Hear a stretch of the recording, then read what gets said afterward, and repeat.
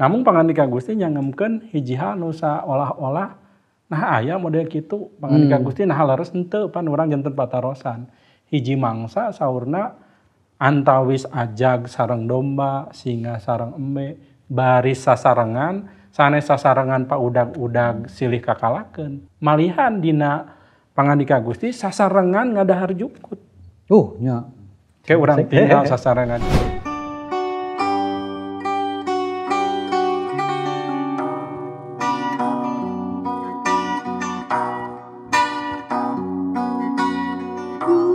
Gusti Nu Maha Suci, Gusti Nu ngacikna diri, mantena Nu Maha Kawasa, mantena Nu Murbeng Alam.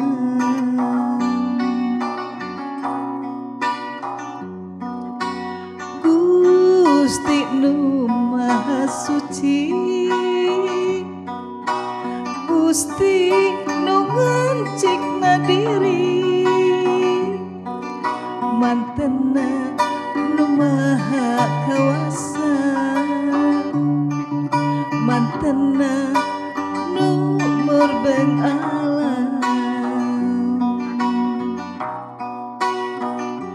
Karajaanna nu rawuh di dunia, ngalangkungan sadaya umatna, pamarentahannana langgeng tur abadi, ngamantena Gusti Nu Maha Suci. Gusti Yesus, Gusti Nu sampurna, kawasa mantena daya sudana. Gusti Yesus, Raja sagala raja, sanggakeun sembah, sanggakeun puji ka Gusti Nu Maha Suci.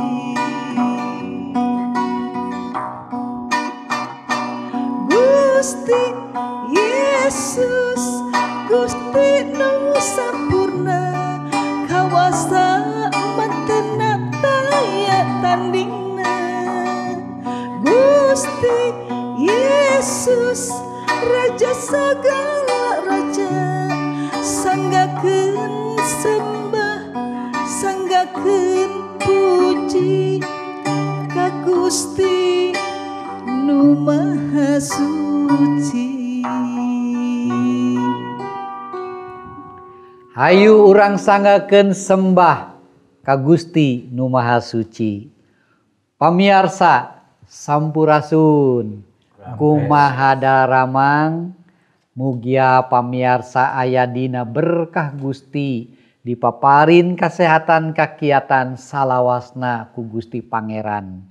Pamiarsa tepang di sareng simkuring dina acara Gentra Kahuripan, hiji acara bag-bagan karohanian anu nuyun urang-urang sadaya kana kahirupan nu langkung caket sareng Gusti anu Maha Agung.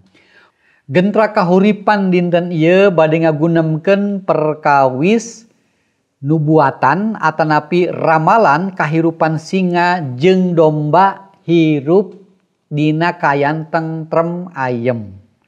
Tah pamiarsa di mana tempatna? Nah di dunia urang aya teu nu sapertos kitu? Tah Gentra Kahuripan bade ngaguar perkawis hal ieu. Naha aya nubuatan perkawis hal ieu? Naon maksudna? Urang obrolkeun dina dinten ieu aya Kang Adang, anjeunna ngawulang salaku dosen di salah sawios perguruan tinggi teologi. Urang naroskeun nya ayeuna langsung supados urang ieu ras doma singa ada di urang kan para saya nya. Sumuhun. Bingung abi ge. Tah ieu. Kadang ieu kumaha ramalan dina Alkitab mintonkeun Yen aya hiji tempat di mana singa jeung domba teh ngahiji hirupna. Leres. Tangtos ieu hiji hal anu patulang tonggong sareng ilaharna kaayaan. Nya Di zaman mana-mana kiwari. oge zaman kiwari teu aya bujeng-bujeng sareng domba. Domba teh tiasa janten malihan eta teh katuangan utami atau lebih kadaharan utami singa, ajag. Sadayana domba janten kadaharanana. Namun pangandika Gusti nyangemkeun hiji hal nu saolah-olah nah aya model kitu pangandika Gusti nah leres henteu pan urang janten patarosan. Hiji mangsa saurna antawis ajag sareng domba, singa sareng embe, baris sasarengan, sanes sasarengan paudag-udag silih kakalakeun, tapi sasarengan malihan dina pangandika Gusti sasarengan ngadahar jukut. Nya. Kayak urang tinggal sasarengan janten henteu silih kakalakeun deui. Domba henteu ngarasa sieun aya di sagedengeun singa atanapi ajag. Kitu oge embe sareng jajabina malihan ieu teh kasadaya hal. Janten upami ningal hiji cariosan atanapi ungkapan samodel kitu tangtos ieu mangrupikeun siloka gambaran simbolis kangge hiji kaayaan patali sareng lumangsungna situasi atanapi kaayaan dina kapemimpinan Mesias. Hartosna kieu padang kaayaan kitu teh pangandika Gusti nyarioskeun kaayaan nu sapertos Taman Eden teh nu di mana manusia teu acan geubis kana Leres dosa. pisan waktos di Taman Eden waktos Gusti nyiptakeun parantos rengse sadayana sarta ditilik sarta kamana Nya. hartosna sadaya nu diciptakeun teh leres-leres hae teu aya nu awon kalebet Gusti tos manta-manta kange singa, kange domba, kange jalmi. Naon janten kadaharanana. Teu aya di Taman Eden dicaritakeun yen singa baris ngadahar domba. Nya, mohon. Henteu. Tah, namung salajengna saparatos gubrag kana dosa sanes manusa nya nu keuna balukana tapi alam sadayana jagat raya katut hubungan oge sanes hubungan manusia sareng Gusti Allah, manusia sareng dirina, manusia sareng sasami, manusia sareng alam, kitu oge antawis alam sareng alam atanapi dunya sasatuan oge sami reksa. Janten teu aya deui hal anu mintonkeun kasaluyuan, kadamaian, margi masalah kadinya. Janten rupina pangandika Gusti ieu cumarios patali sareng hiji transformasi. Hiji pemulihan anu baris dilakukeun ku Mesias dina pamerintahanana yen mangsa anjeunna jumeneng engke moal aya deui pibahlaeun baris tingtrim ieu mintonkeun hiji hal anu patulang tonggong atanapi bertentangan antawis singa anu kuat domba anu lemah singa pemangsa domba anu janten mangsa engke moal janten kitu deui. Engke baris dirobih sadayana janten damai. Janten ieu teh hiji kaayaan simbolis patali sareng engke kumaha lumangsungna kapemimpinan Mesias anu baris sumping. Tah padang abdi aya sakedik kapanasaran ieu. Mohon. Naon anu janten latar belakang ramalan ieu tah padang. Leres sate acan urang lebet kana latar belakangna kasang tukangna urang aos heula pangandika Gustina dina Yesaya pasalna nu ka-11 ayat genep dugi ka-8. Yesaya pasal 11 ayat kagenep dugi ka-8. kagenep dugi ka-8 kieu pangandika Gusti. Ajag jeung domba hirup rukun babarengan. Maung jeung anak embe darepa terejengan. Anak sapi nyatuan bareng jeung anak singa diangon ku barudak. Ayat 7, sapi jeung biruang bareng nyaratuan anak-anakna terejengan darepana singa jeung sapi sarua ngakan cukut. Kadalapan budak anu nyusu keneh ge moal nanaon ulin deket orai welang. Kasalapan di Sion gunung pangeran nu suci. sepi anu niat jail moal aya anu niat jahat. Sakuliah tanah bakal pinuh ku kanyaho ka pangeran lir laut pinuh ku cai. Tah. Janten naon anu janten kasang tukang atau napi latar belakang nubuatan ieu. Margi kan teu acan kajantenan. Tangtos nu kahiji urang henteu tebih ti zaman di mana kitab ieu ditulis. Nyaeta zaman kumelenangna Nabi Yesaya. Antawis tahun 740-an sateu acan Kristus. Janten ieu dina kaayaan urang parantos ngaguar kasang tukang ieu dina tepangan sateu acana nya tetep janten sami dina kaayaan anu werit di mana aya ancaman ti pihak kerajaan sejen kangge Israel paling utara nya lajeng ancaman oge di palih kidul sami margi ieu kerajaan tos pisah ti mung utuhna teh mung di tilu raja ti Saul, Daud sareng Salomo. Saparantos Salomo pecah janten dua. Janten ieu ancaman anu di utara diancam ku Asur nya upami ayeuna nama Syria, lajeng anu di selatan seueur masalah kalebet ancaman ti sabudereuna aya Mesir, aya Sajabina, kalebet oge ancaman ti Babilonia. Janten eta kasang tukangna. Janten kaayaan anu werit ngadatangkeun hiji kahoyong pangharepan pikeun sawalerna. Gitu eta kasang tukang nu kahiji nya janten urang tiasa ningal tina pangandika Gusti kieu ieu nya. Anu kadua urang oge tiasa ningal yen saha nu dimaksad nyaeta hiji pimpinan upami ningal ti ayat hijina dina pasal anu ka-11 tadi ieu cumarios sareng turunan Daud nya turunan Daud nu baris janten pamimpin janten ieu cumarios perkawis kumaha cara turunan Daud ieu mimpin benten sareng kaayaan anu nuju lumangsung waktos harita raja-raja seueur anu teu sapagodo sareng pangandika Gusti. Sok sanaos turunan Daud. Namung hirupna mengpar tina bebeneran, ngalampahkeun hal-hal anu teu adil. Sawalerna raja anu ieu, pamimpin anu ieu dina karajaanna baris adil. Baris pinuh ku kaasih, baris damai. Kumargi kitu kaayaan ieu digambarkeun dina siloka gambaran anu biasana bertentangan janten saluyu. Singa sareng anak sapi nyatuan sasarengan diangon ku barudak. Murang kali. Eueuh kasieun. Cobi ayeuna angkat ke kebun binatang eta lamun teu dikanangan. Nya. Coba kan sieun.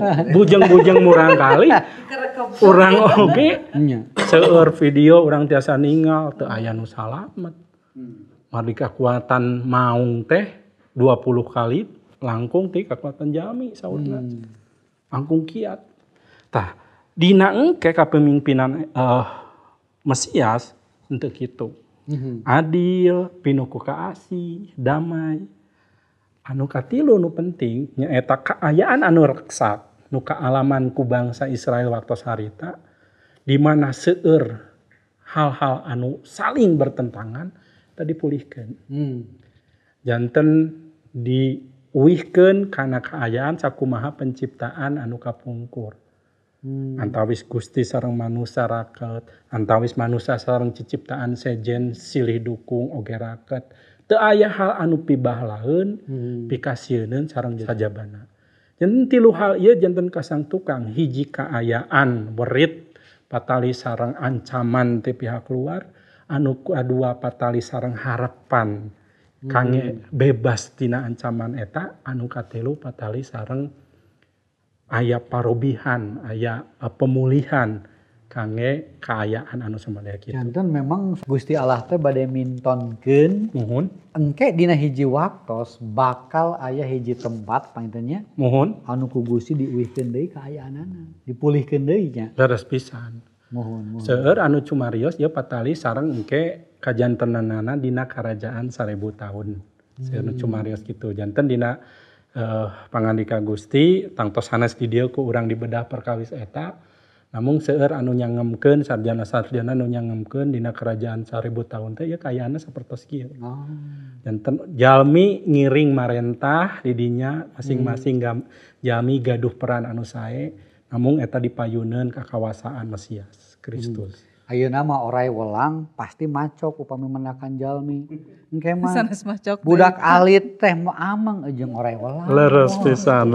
Tadi saur pangandika Gusti. Leres. Jigana Ibu Rita bade naros ya. Tos ngawahan. Tadi kikitu da kapotong teras ku abdi.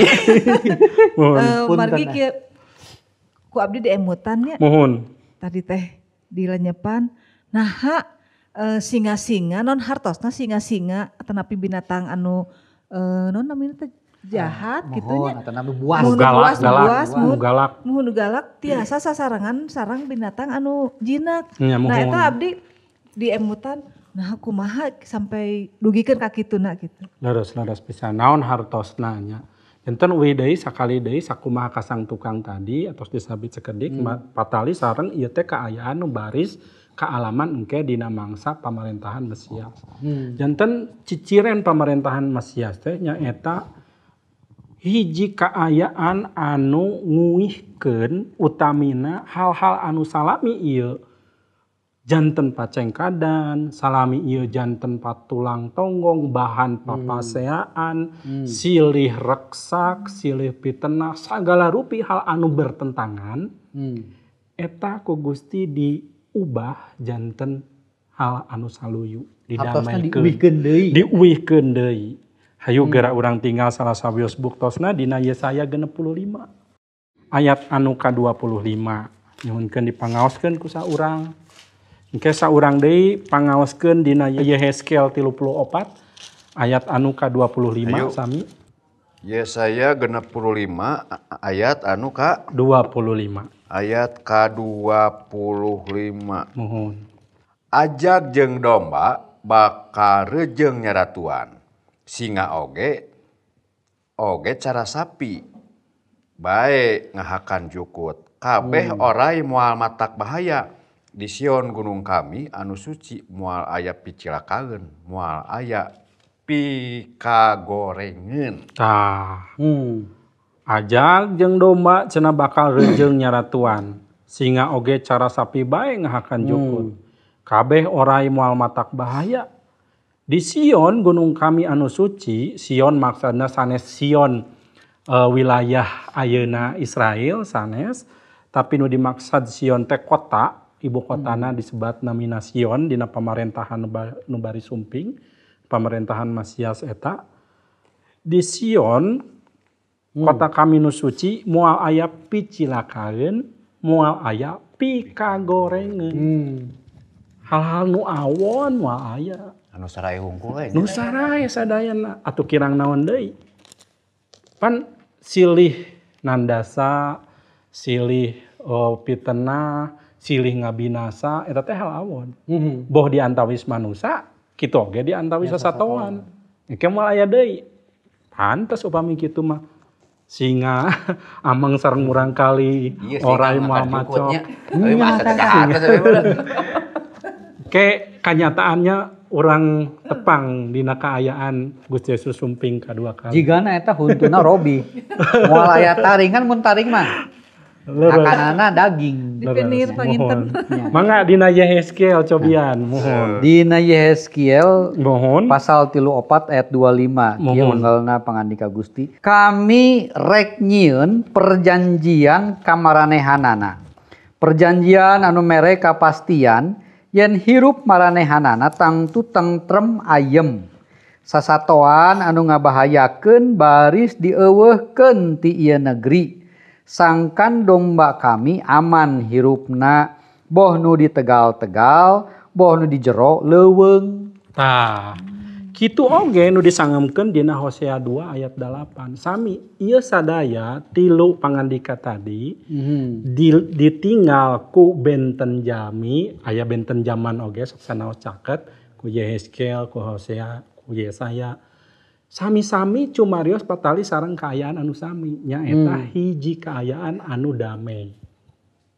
di mana dina pamarintahan Mesias hal-hal anu biasana silih tentang patulang tongong dirapihkeun. Utamina nyaeta manusa jeung Gusti Allah. Moal aya manusa anu basangkal deui sareng sajabina. Kitu oge kaayaan upami manusa sareng Gusti Allah dirapihkeun, kaayaan sakumaha Taman Eden eta dipulihkeun deui.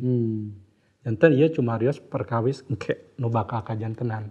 Tapi saha nu midamelna? Eta Gusti Yesus, Mesias. Anjeunna anu tiasa midamel kaayaan ieu. Ayeuna aya kan jalmi anu tiasa ngajinakeun hewan-hewan atau napi sasatuan gitu, nu galak orai, aya singa, aya maung dijinakeun ku pawangna. Di sirkus-sirkus sareng sajabina. Tapi aya oge pawangna nu janten korban. Di Sumedang kantos abdi ningal aya video pawang kobra dipacok kobra dugikeun ka tilar dunya. Muhun. Hartosna henteu sampurna, tapi engke mah moal kitu deui. Tah eta anu janten gambaran tina anu ditaroskeun ku ibu perkawis nah singa sareng domba nah tiasa sasarengan naon maksudna janten eta gambaran nu baris sumping. Upami urang ninggal tina sajarah kehidupan umat manusia, Mohon alasan kaayaan dunia reksak, hubungan manusia jeung Gusti, hubungan manusia jeung sasama oge jeung sasatoan jeung alam reksak, eta kan kulantaran dosa. Kulantaran kalepatan teu kapungkur nya urang balukarna alam teh jadi reksak. Tah berarti upami kitu mah di Sion ieu teh sanes Sion di ditu nya di daerah Palestina. Sion ieu teh atuh kaayaana teh berarti ieu mah baru we nya. Hiji kota baru. Aya dosa berarti poin kitu. Mohon upami urang ningal rum 8, urang tiasa ningal yen ieu teh hiji sanes mung nubuatan tapi oge pangharepan sadaya makhluk sajagat. Supados langkung eces geda dina rum 8 ayat 18 dugi ka 22. Abdi ah. Mangga. Ieu unggalna pangandika Gusti. Saalam dunia kacida ngarep-ngarepna kana wancina Allah ngebrehkeun kamuliaan putra-putrana. Sabab dunia jadi ruksak teh lain kahayang sorangan, tapi geus kitu kersana Allah. Najan kitu aya keneh anu jadi pangharepan nyaeta hiji waktu dunia teh bakal dilepaskeun tina genggeman anu ngaruksakna. Bakal nampak kamerdekaan anu agung babarengan jeung putra-putra Allah. Urang terang nepi kawanci ieu saalam dunia humarurung ku kanyeri lir nyerina awewe nu ngajuru. Di dia disangemkeun saalam dunia kacida ngarep-ngarepna kana wancina Allah ngebrehkeun kamuliaan putra-putrana. Hiji mangsa kamuliaan putra-putrana teh kedah emut sanes putrana upami kecapna tunggal eta pasti nuju ka Gusti Yesus. Tapi di dia disangkeun putra-putrana saha putra-putrana teh numutkeun Yohanes 1 ayat 12 sadaya jalmi anu percanten ka Gusti Yesus diangkeun putra.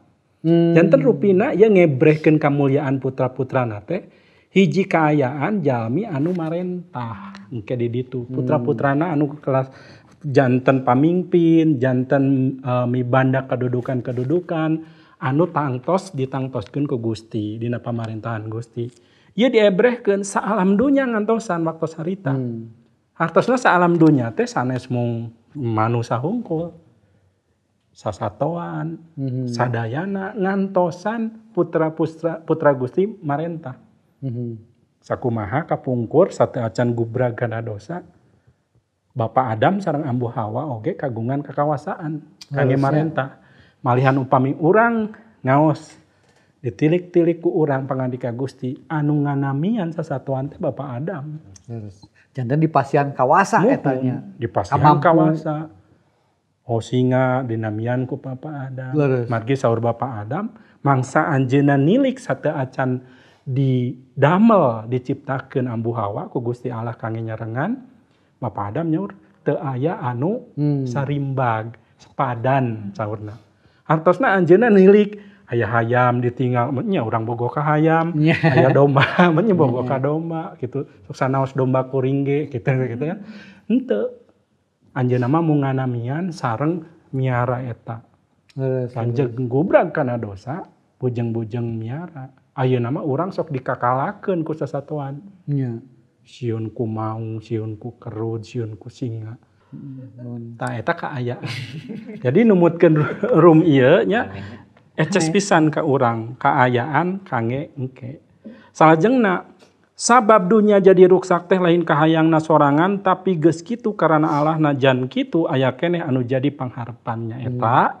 Hiji waktu dunia teh bakal dilepaskeun tina genggeman anu ngaruksakna, bakal nampa kamardikaan anu agung babarengan jeung putra-putra Allah. Janten hiji mangsa bakal dibebaskeun. Kaayaan anu ngaruksak, hubungan anu reksak, silih kakalakeun, silih paehan bakal dirobi. Janten kaayaan anu tentrem, damai sareng sajabina. Iraha waktuna nyaeta waktos Mesias janten pamimpin. Waktos harita urang putra-putra Allah nu percanten ka anjeunna nu diangkat janten putra Allah oge ngiring mimpin. Tah sapertos kitu. Nya gurita tuh upami urang ngaharepkeun teu aya begal, ngaharepkeun teu aya anu naon tukang maraok moal tiasa di dunia zaman kiwari mah. Leres. Sok di Halaman mah engke eta zaman engke eta urang-urang gitu ayeuna. kan putra-putra Gusti mah pasti ngalaman. Engke dina hiji waktos. Tapi urang ke ngalamanan tos ngandunkeun dihirupkeun deui kan. Tetapi urang diangkat ya. Nah ieu mah patarosan ieu. Ieu penting pisan. Kadang kangge urang-urang ieu naon narapkeuneun saatosna urang teu terang oh nya aya hiji tempat anu endah anu mulya anu teu aya dosa nyaeta pangintennya iblis teh anu janten leres ngaruksak mun ngaruksak kahirupan umat manusia tah kumaha tah kangge kahirupan urang mohon janten kedah aya nu tiasa dilarapkeun ayeuna sok sanaos ieu patali sareng kahirupan engke idealna atanapi sampurna kaayaan engke saparantos Gusti Yesus sumping deui kali kadua. Tapi ayeuna nah urang tiasa ngalarapkeun ieu tiasa sarta kedah. Nu kahiji urang kedah yakin yen Gusti Yesus teh Gusti juru damai sajati. Eta nu kahiji. Salajengna urang kedah ngiring ngartos kana rancangan Gusti Allah. Ieu teh rancangan Gusti Allah. Kedah lebet kana rancangan eta. Oge upami numutkeun pangandika Gusti ieu urang kedah hirup sakumaha kahirupan karajaan engke. Hitung-hitung ayeuna latihan. Upami di karajaan engke karajaan damai hartosna ayeuna urang kedah ngawitan janten juru-juru damai. Matius 5 ayat 8 nyangemkeun bagja jelema anu janten juru damai. Hartosna urang kedah hirup samodel kitu. Ulah justru urang janten sumberna ka teu amanan pacengkadan kedah janten juru damai leres kedah hirup bener sakumaha pangandika Gusti anu pamungkas nya eta ieu tangtos harepan sakumaha dunya komo deui urang ieu harepan janji Gusti yen baris laksana hiji mangsa tadi diobrolkeun pamohalan ayeuna kajantenan tapi harepan ulah pegat sok sanaos ayeuna pamohalan engke mah moal pamohalan margi saurna Almasih nyalira Mesias nyalira anu marentah langsung teu aya deui pamarentahan saja hatur nuhun Padang sami-sami pamirsa urang-urang salaku putra-putra Gusti aya hiji tempat anu janten pangharepan urang anu tos dijanjikeun ku Gusti Allah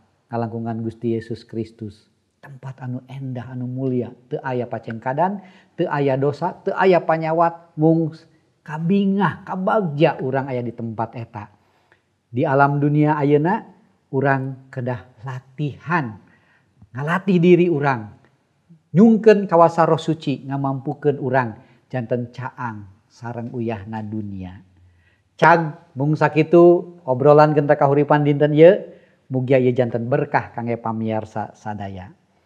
Gusti ngaberkahan. Rahayu, rahayu, rahayu.